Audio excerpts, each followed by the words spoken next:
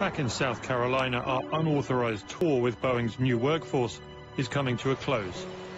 There's only one question left to ask. Would you fly on one? No. You won't fly on one. Would you fly on one of these planes? Would you fly on one of these Probably not. Would you fly one of these? Yeah, it's sketchy. Sketchy. Yeah, I probably would, but I'm kind of a death wish dude. Our source asked 15 of his co-workers if they'd fly on the Dreamliner. 10 said no. I wouldn't fly on one of these planes. You wouldn't? Why wouldn't you? Huh? Why wouldn't you? Because I see the quality of the going down around here.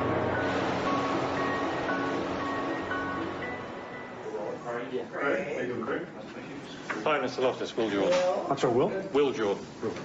Workers who fear to fly the plane they build. Quality process apparently loosened to speed up schedule. Workers fired after making safety allegations. We needed answers from Boeing. Right now, we're at a very exciting point in time. We have brought our production rates up to 10 airplanes a month, faster than any airplane in aviation history and to the highest level of any wide-body airplane in aviation history. There's a couple of documents I want to show you here. I showed him the documents suggesting Boeing had changed quality procedures and overruled inspectors to speed up production. Mr. Loftus was not manager of the 787 program in 2010 when the memos were written. Okay, I'm not familiar with this document.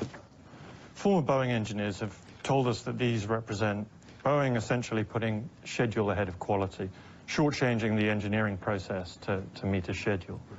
Is that something you recognize?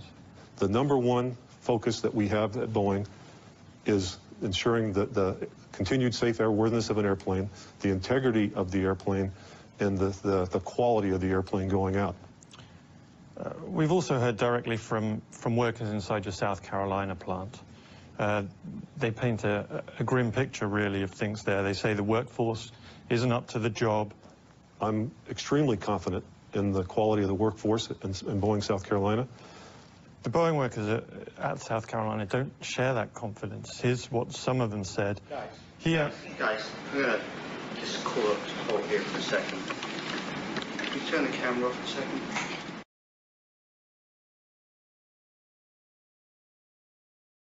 The typical air traveler doesn't think about the model of plane they're on, but that's changing after the Ethiopian airline crash. The Boeing 737 MAX 8 is the plane in question.